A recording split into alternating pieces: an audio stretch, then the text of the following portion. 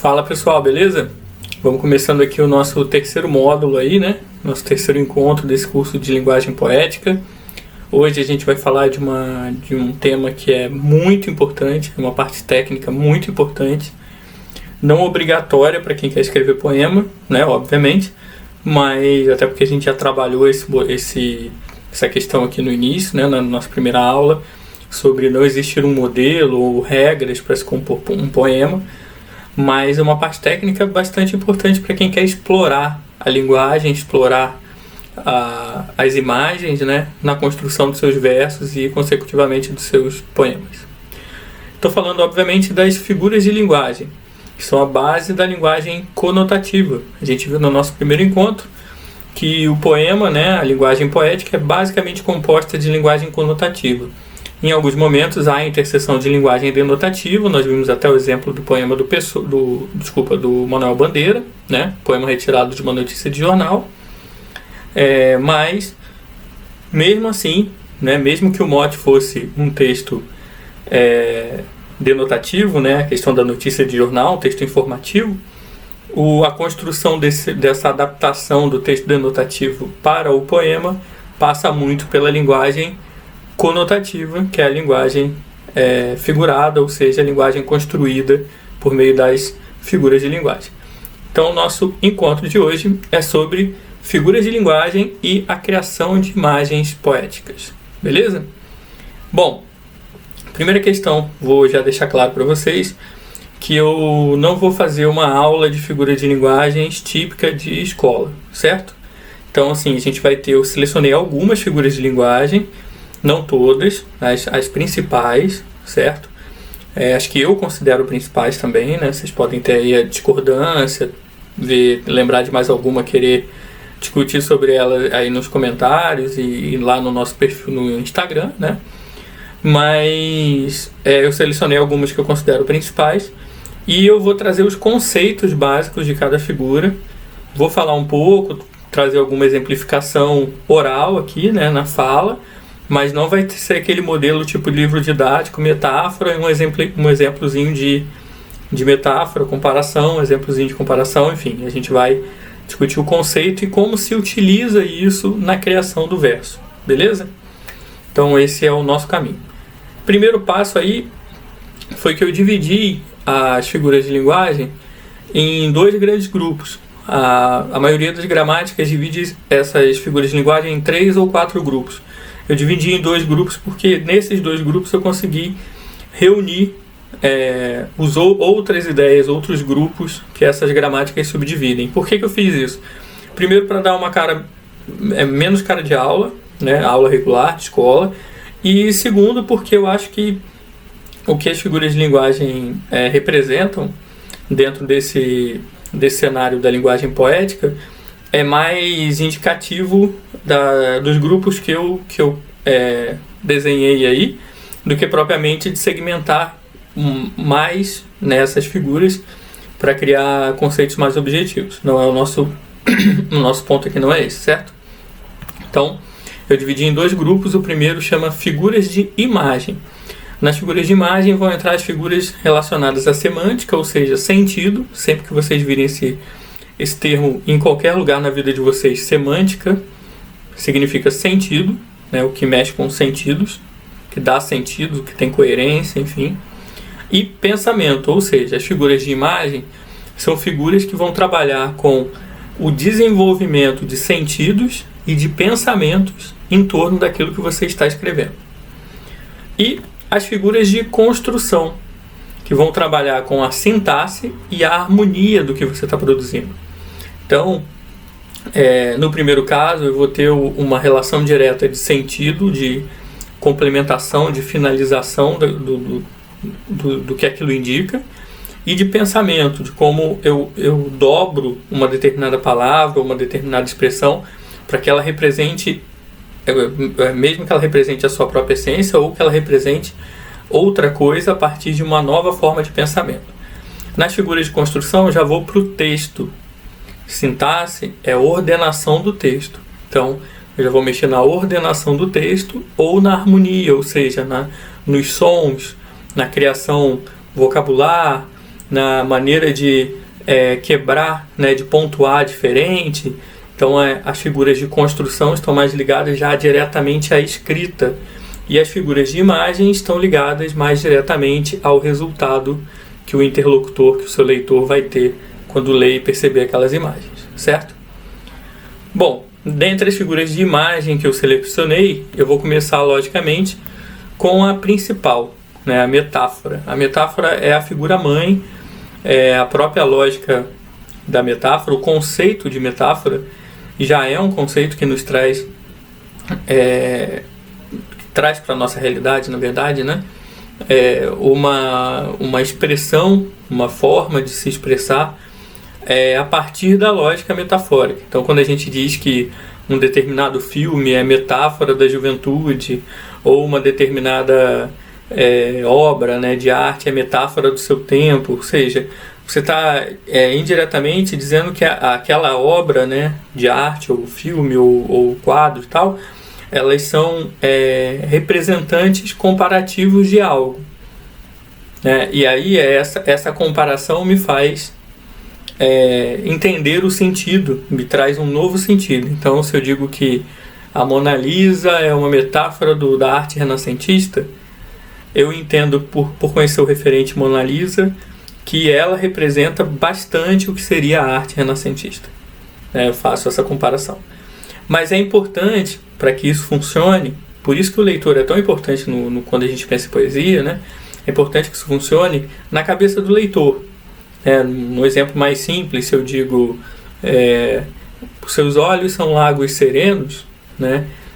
Quem já viu que é um lago sereno, uma água espelhada, muito clara, que espelha o céu, muito tranquila, vai entender que essa comparação implícita, né, que eu estou fazendo entre os olhos e os lagos serenos servem para demonstrar que eu vejo tranquilidade, vejo paz, vejo calma naquele olhar, certo? E é uma comparação implícita, como está escrito aí, ou seja, não tem o uso do conectivo comparativo, né? O próprio poema do Camões lá, né? O amor é um fogo que arde sem se ver. O amor é um fogo é uma metáfora. Eu estou comparando amor a fogo, certo? Mas implicitamente, porque eu não tenho um conectivo, uma conjunção comparativa entre eles. Se fosse amor é como um fogo, aí eu já não teria mais uma metáfora, eu teria uma comparação, porque o como estaria explicitando a lógica comparativa entre os dois termos. Então, o que difere metáfora e comparação é que a metáfora está implícita, ou seja, está embutida no sentido, na construção, enquanto a comparação está explícita, ela está dita no texto. Beleza? Por meio dos conectivos, tudo certo. Então, essa é a lógica. Mudando para outro par, tão importante quanto, temos as antíteses e, posteriormente, os paradoxos. As antíteses trabalham com contrários textuais. Então, usando o próprio poema do Camões, quando eu digo lá, o Camões diz lá, né? É um contentamento descontente. Contentamento e descontente são palavras opostas, são contrários textuais. E aí, a partir do momento que eu tenho duas palavras opostas, muito próximas dentro de uma escrita, dentro de um bloco de texto, eu tenho uma relação de antítese. Porque eu tenho dois termos opostos que estão próximos para criar um efeito, né? Qual é o efeito que o Camões quer nesse verso? O que é um contentamento descontente? Poxa, se algo me contenta, eu não posso estar descontente, eu tenho que estar contente. Então isso cria no interlocutor, no leitor, uma relação de confusão, de algo não estar no seu lugar, que tem tudo a ver com o poema, porque no fim das contas o poema está discutindo como o amor é um sentimento que faz a gente ir nos opostos, ser feliz e triste, querer estar preso, mas por vontade, né? Coisas nesse sentido.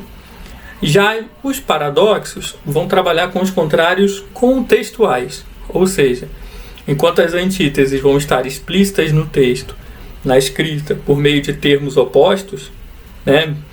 Medo, coragem, frio, calor, claro, escuro, né? Amor, ódio, coisas assim que são termos que são opostos, seriam antíteses. o paradoxo vai ficar expresso no contexto. Ou seja, a ideia de contrariedade não está na oposição de palavras opostas, mas está na oposição das ideias colocadas no texto. No próprio poema do Camões, ele vai dizer lá no início, né? O amor é um fogo que arde sem se ver. Na época em que o Camões escreveu o poema, não existiam ainda os combustíveis que a gente tem hoje que geram chamas incolores. Então, a lógica era que se havia uma chama, ela necessariamente estava sendo vista. O que o Camões faz com a gente nesse momento, nesse verso? Ele faz um paradoxo para mostrar que, contextualmente, o amor queima sem que nós consigamos ver. Porque o amor é um sentimento imaterial.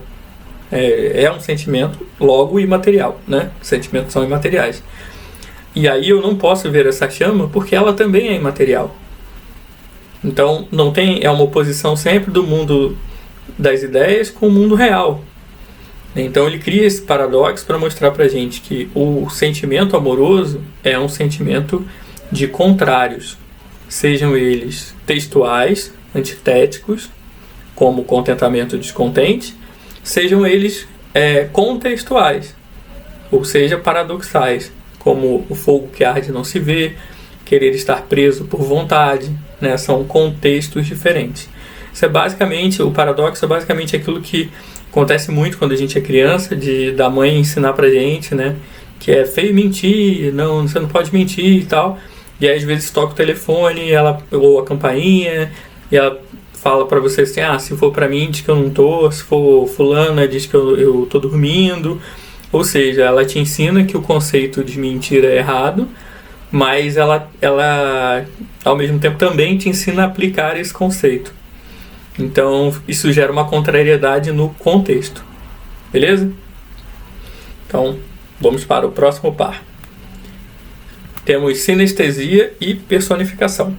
A sinestesia é uma figura importantíssima para a poesia. Porque se a poesia está tentando trabalhar a linguagem poética, está tentando trabalhar as palavras para além do que elas dizem textualmente, né, gerando imagens, sensações, a sinestesia é perfeita, porque a sinestesia é uma figura de linguagem de sensações. Mesclar sentidos, trazer mescla de sentidos, é pensar nos sentidos humanos, audição, tato, paladar, enfim, agora só porque eu falei não vou lembrar de todos. Olfato, né, enfim, os sentidos humanos, e pensar nesses sentidos mesclados. Então quando alguém diz, que são coisas às vezes que já estão tão batidas que a gente não se liga, mas quando alguém diz que você tem um olhar doce, a gente está tendo essa mescla de sentidos sinestésica, porque eu estou misturando aí uma percepção que eu só teria pelo paladar a uma outra percepção que eu tenho pelo olhar. Então eu tenho visão e paladar juntos, porque, né, você não vai lá e lamber o olho de alguém para ver se é doce, se é salgado. A lógica não é essa, a lógica é trazer uma sensação de paladar para passar uma outra mensagem, que é sempre a lógica poética, né? Há outros contextos sinestésicos, que aí são aqueles contextos que trabalham com a percepção. Então, por exemplo, coisas que a gente diz assim, o cheiro da chuva, né, a terra, a terra molhada, dependendo do contexto que você está produzindo, você consegue também transformar essas imagens em mensagens sinestésicas, porque você faz com que o seu interlocutor tenha a vivência, na hora da leitura, de sentir esses aromas ou de perceber essas sensações de uma maneira diferente. Quando você descreve muito bem um poema um pouco mais sensual, o toque na pele, né, de beijo, tudo isso pode provocar reações, sinestésicas no seu leitor, certo?